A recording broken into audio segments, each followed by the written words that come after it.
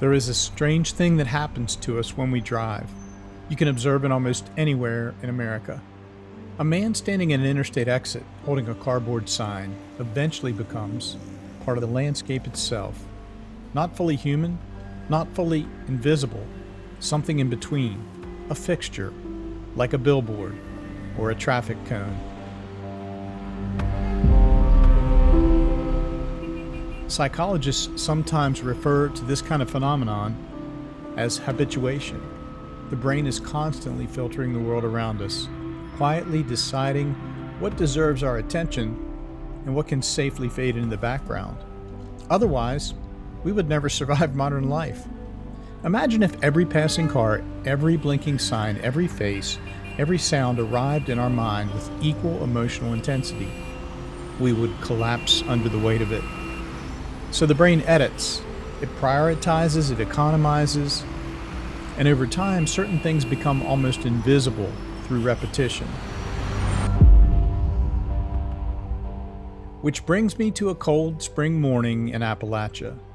It was one of those strange April mornings where winter briefly returns for an encore. The heater in my SUV was finally beginning to win its battle with the cold by the time I reached the Greenbrier Street exit off I-64. The thin film of frost on the windshield had just melted, and that was when I noticed a man sitting quietly near the exit ramp. Now, here's the interesting part. There was nothing unusual about the scene itself. If you spend enough time driving through American cities and towns, you see versions of this scene constantly. A person near an intersection, a cardboard sign, a sleeping bag, maybe a folding chair or a milk crate. The visual language is instantly recognizable.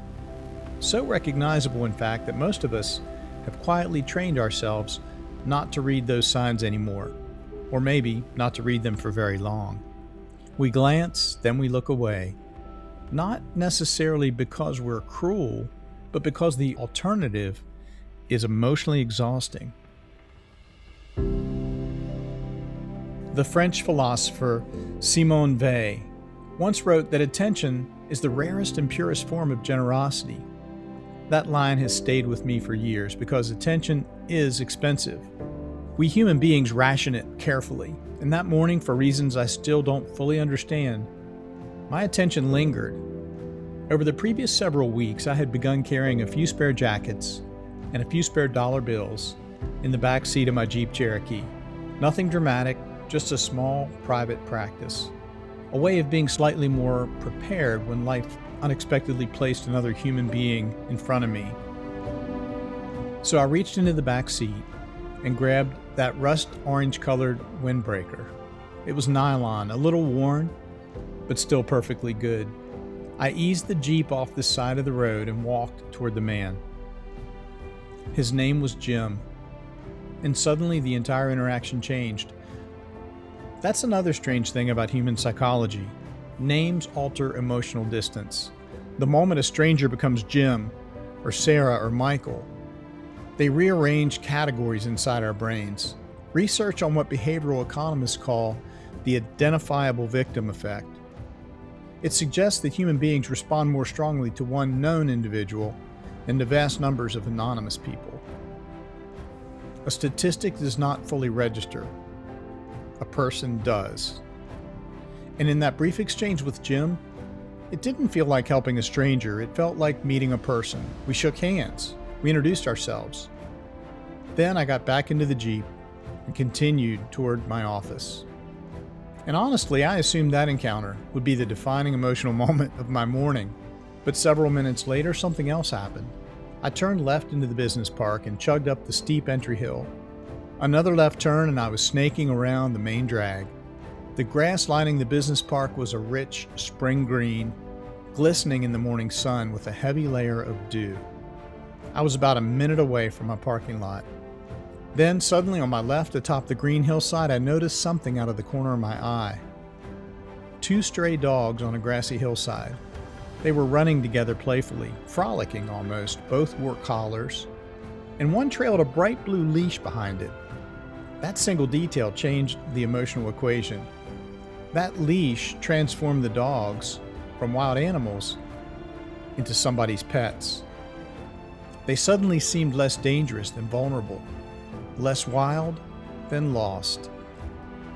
Now pause there for a moment, because what happened next fascinated me. I'd made my way to the parking lot, I grabbed my backpack, and I shut the Jeep door, the cold morning air stinging my face and neck. By the time I had walked about 40 yards into the office building, several co-workers were already mobilizing. One person was checking shelters, another was posting online.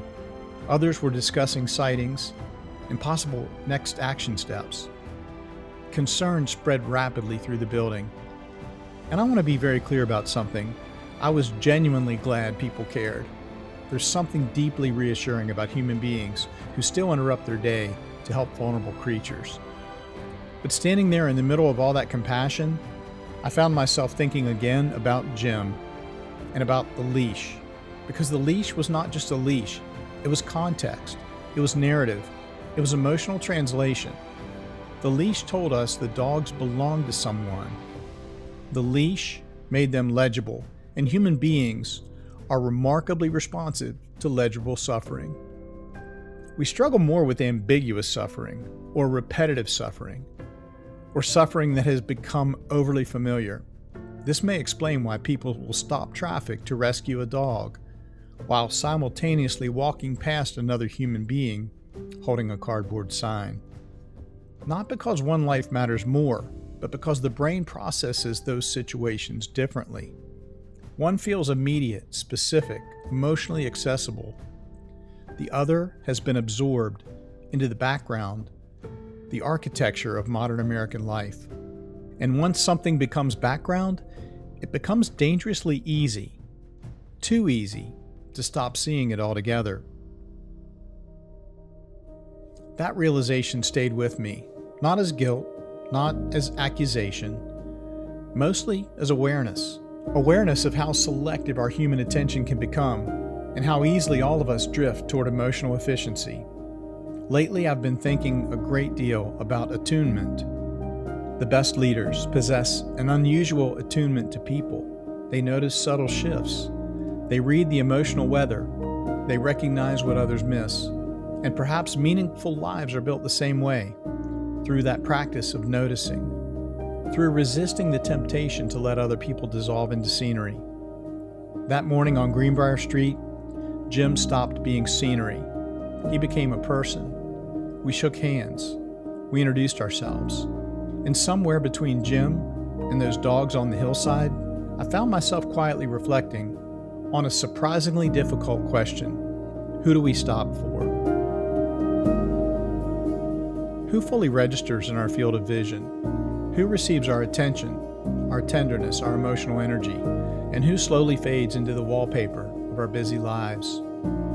I do not have neat answers to those questions. Honestly, I'm still wrestling with them.